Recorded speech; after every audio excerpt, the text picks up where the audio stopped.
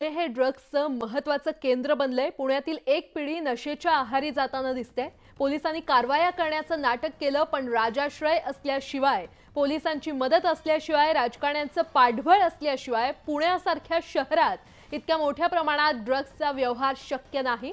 हे ड्रग्स गुजरातवरून येत आहेत। नाशिक आणि पुणे ही ड्रग्सची राज्यातील महत्त्वाची केंद्र आहेत, अशी टीका संजय राऊत यांनी केली आहे। पब बार पाडताय, बुलडोजर चालवताय, पण त्यानं ड्रग्सचा व्यवहार थांबणार आहे का, असा सवाल विचारत त्यांनी मुख्यमंत्री एकनाथ शिंदे यांनी केलेल्या कारवाईवर टीकास्त्र सोडलंय।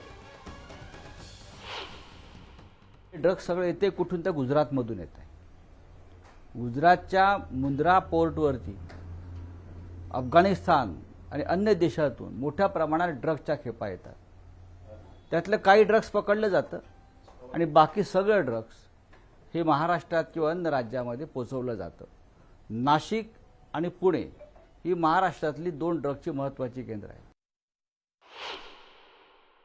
पंजाब नंतर किंवा पंजाबच्या बरोबरीनं पुणे हे ड्रग्सचं महत्त्वाचं केंद्र बनलेलं आहे, अंमली पदार्थाचं। नशेच्या आहारी पुण्यातली एक पिढी जाताना दिसते आहे आणि पुण्याचे आपले पालकमंत्री, मंत्री, राज्यकर्ते, राजकारणी, पुणे हे सामाजिक चळवळीचं केंद्र होतं एकेकाळी। पोलिसांनी कारवाया करण्याचं नाटक केलं, पण राजाश्रय असल्याशिवाय, पोलिसांची मदत असल्याशिवाय, राजकारण्यांचं पाठबळ असल्याशिवाय इतक्या मोठ्या प्रमाणामध्ये पुण्यासारख्या शहरात ड्रग्सचा व्यवहार होईल असं वाटत नाही। या राज्यातले असंख्य भाऊ, लाखो भाऊ बेकार आहेत, बेरोजगार आहेत। महाराष्ट्रातला रोजगार हा गुजरातला पळवला जातोय। त्याच्यामुळे घराघरामध्ये भाऊ सुद्धा बेरोजगार आहेत। हे सरकार बोगस आहे, हे सरकार डुप्लिकेट आहे, हे सरकार म्हणजे मोदींची नकली संतान आहे, बरं का। हे सरकार, शिंदे आणि फडणवीस आणि अजित पवारचं सरकार हे मोदी शहांचं नकली संतान आहे। ते अशा डुप्लिकेट पद्धतीनं वागणार। निवडणुका आहेत उद्या, हे संपूर्ण जे बजेट आहे हे निवडणुकीला डोळ्यासमोर जनतेच्या पैशानं मतं विकत घ्यायचा प्रकार ते करतात।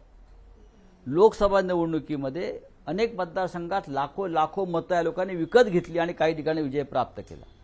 ह्या वेळेला निवडणुकीच्या आधी जनतेच्या पैशानं मतं विकत घ्यायची, वारकऱ्यांना सुद्धा त्यांनी विकत घ्यायचा प्रयत्न केला।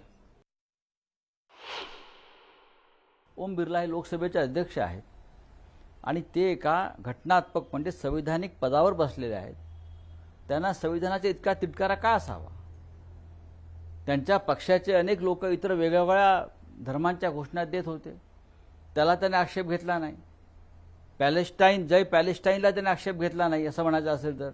जय श्रीरामच्या घोषणा दिल्या, त्या धार्मिकच घोषणा आहेत। जय संविधान ही एक धर्मनिरपेक्ष घोषणा आहे।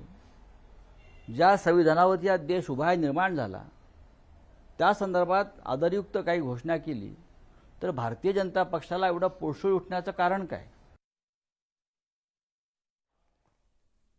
यासोबतच इतरही काही महत्त्वाच्या बातम्या आपण पाहणार आहोत। तुर्तास एक छोटासा ब्रेक घेऊन लगेचच परत येतोय। पाहत रहा न्यूज 18 लोकमत।